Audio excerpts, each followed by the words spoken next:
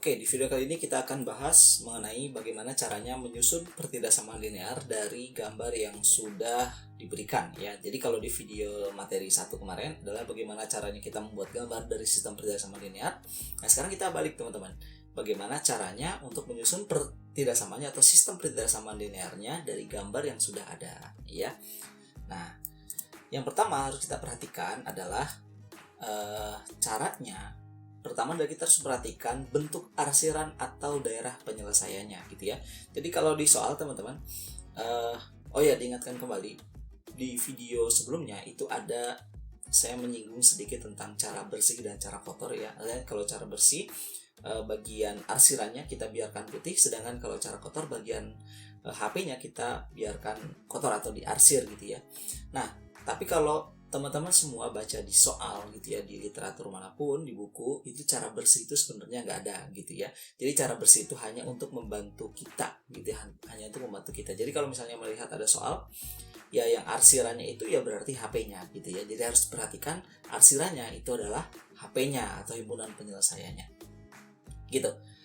Nah, kemudian yang kedua, perhatikan garis-garis yang membatasi dari daerah penyelesaian tersebut, teman-teman. Jadi biasanya daerah penyelesaian ini berbentuk mungkin segi 4, segi 5, segi 6 dan seterusnya gitu ya. Karena ini linear, berarti nanti bentuknya seperti bangun datar gitu ya, nggak ada yang melengkung-melengkungan.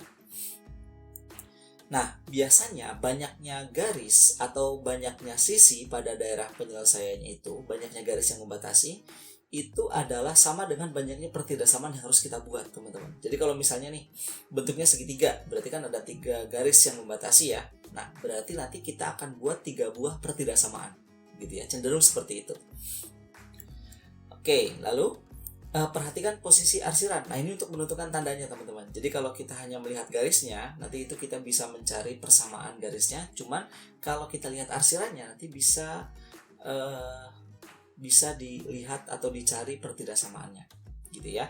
Nah, cara memperhatikan posisi arsirannya adalah dengan patokan yang di video pertama sudah saya jelaskan, yaitu boleh melihat kanan kiri dengan kanan kiri ya dengan memperhatikan koefisien X-nya, atau melihat atas bawah dengan memperhatikan koefisien Y-nya gitu ya sebagai patokan. Jadi boleh kalian pakai kanan kiri atau atas bawah, tapi harus diperhatikan gitu ya. Kalau kanan kiri yang diperhatikan adalah koefisien X, kalau atas bawah yang diperhatikan adalah koefisien Y. Kalau misalnya belum nyambung, silakan dilihat dulu video yang materi pertama ya, program linear materi pertama gitu.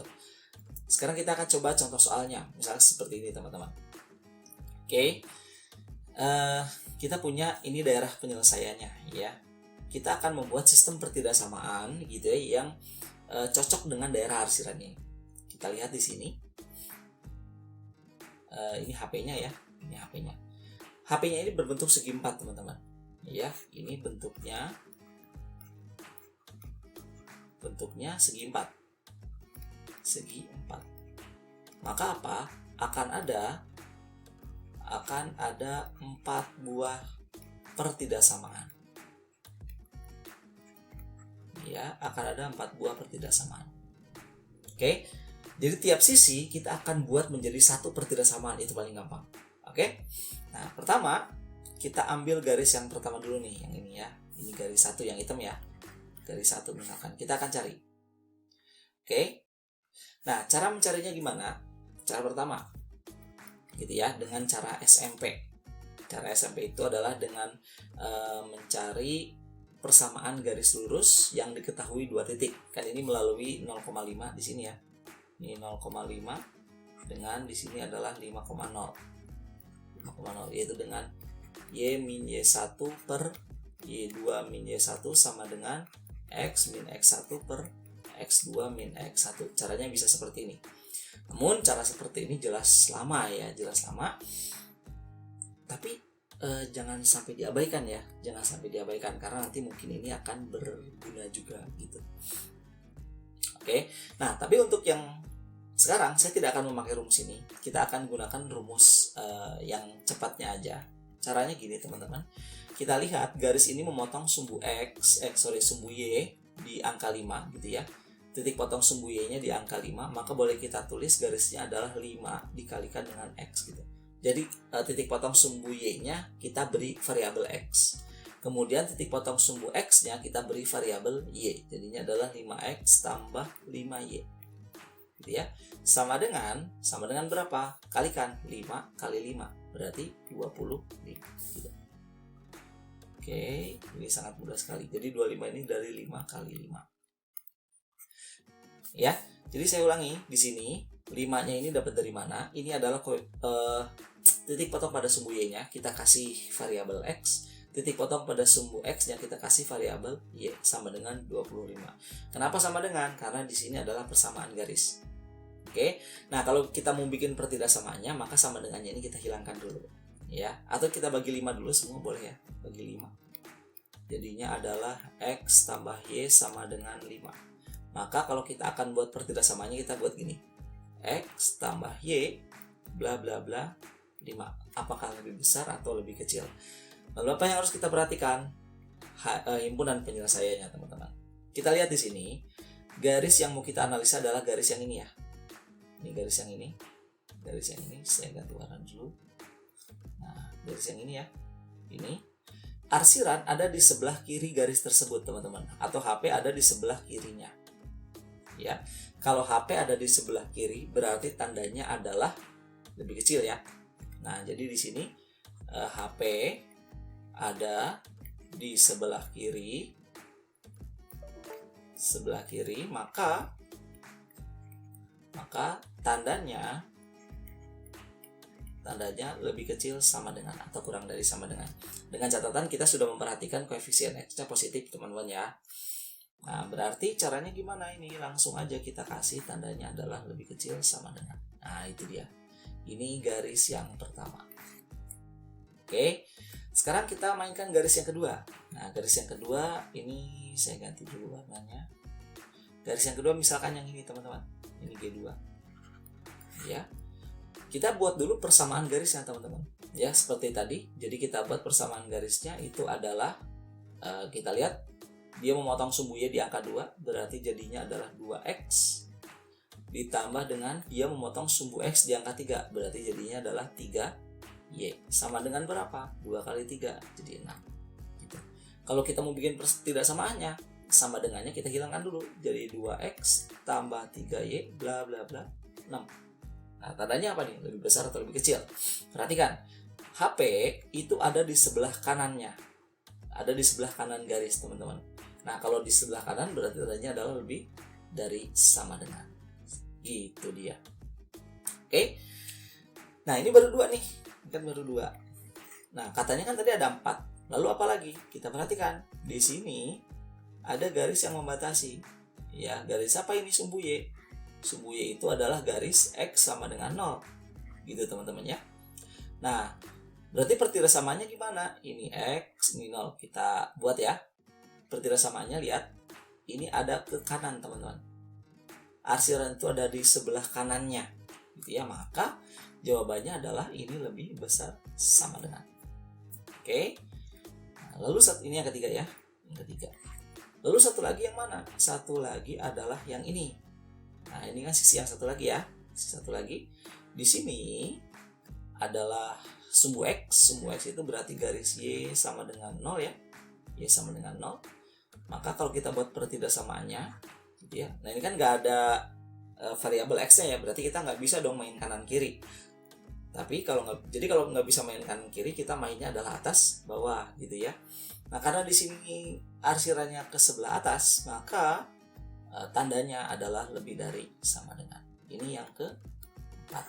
Oke, jadi kalau kita simpulkan semuanya, teman-teman, ya, jadi sistem pertidaksamaan linearnya yang pertama adalah X tambah Y kurang dari sama dengan 5. Kemudian 2X tambah 3Y lebih dari sama dengan 6. Lalu apalagi X lebih dari sama dengan 0. Kemudian Y lebih dari sama dengan 0. Nah, inilah sistem pertidaksamaannya. Sistem